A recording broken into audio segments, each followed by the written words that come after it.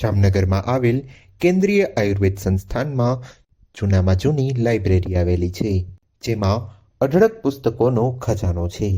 વર્ષો જૂના પુસ્તકોનું અહીં સંગ્રહ કરવામાં આવ્યું છે. અહીં વર્ષો જૂના પુસ્તકોને આધુનિક મશીનરી દ્વારા નવું રૂપ આપવામાં આવી રહ્યું છે. मैं प्रोफेसर वीरेंद्र कुमार कोरी ITRA जामनगर की लाइब्रेरी में इंचार्ज लाइब्रेरियन के रूप में कार्यरत हूँ। यहाँ की जो लाइब्रेरी बहुत पुरानी मानी जाती है। यहाँ पर जो लाइब्रेरी में 20,000 से ज़्यादा बुक्स अवेलेबल हैं तथा इसके साथ ही जो रिसर्च इंस्टीट्यूट सीरीज के नाम से बाद में PGTCA के नाम से 1958 में जो चालू हुआ था, वहाँ से अभी तक जो रिसर्च हुए थे उन रिसर्च की थीसिस यहाँ पर अवेलेबल है, जो पहले डिजिटल नहीं हुई करती थी, या तो टाइप मैटर था या हाथ से लिखी हुई थी। तो हमने एक प्रोजेक्ट 2019 में लिया था। उस प्रोजेक्ट के अंतर्गत हमें भारत सरकार से अनुदान के रूप में करीब 31 लाख रुपए प्राप्त हुए थे।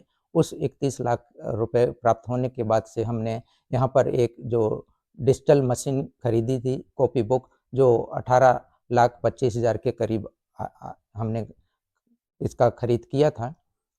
और उसके बाद से हमने इसका स्कैनिंग चालू की थी, लेकिन कोविड-19 के आने के बाद से ये प्रोजेक्ट 2 साल के लिए रुक गया था। फिर उस कोविड के ख़त्म होने के बाद से फिर से हमने इसको चालू किया, जो हमने इसको अभी इस प्रोजेक्ट में जितने भी जो 2000 से थी, जो पहले की जो थीसिस थी, उनको हमें डिजिटल करना था, वो हमने डिजिटल कर लिया है। इसके बाद में हम 2000 के बाद वाली जो 2024 तक की जो थीसिस जो डिजिटल रूप में अवेलेबल नहीं है, उनको भी हम पूरा करने जा रहे हैं। और आपको यह जानकर खुशी होगी कि यह जो हमारी जो रिसर्च की जो थीसिस हैं, उसके लिए हम यहाँ पर जो बाहर के जितने भी रिसर्च विदेश में करना चाहते हैं, उनके लिए हम वेबसाइट डेवलप कर रहे हैं। तो ये वेबसाइट डेवलप होने के बाद में सभी जो थीसिस हैं, जो हमने डिजिटल किया हुआ है, वो उस पर उपलब्ध होगी। तो जो भी रिसर्च करना चाहते हैं, उनको ईज़िली मिल सकती हैं। આમ 5,000થી વધારે થીસીસ ઉપરાંત 20,000 જેટલા પુસ્તકો આવેલા છે.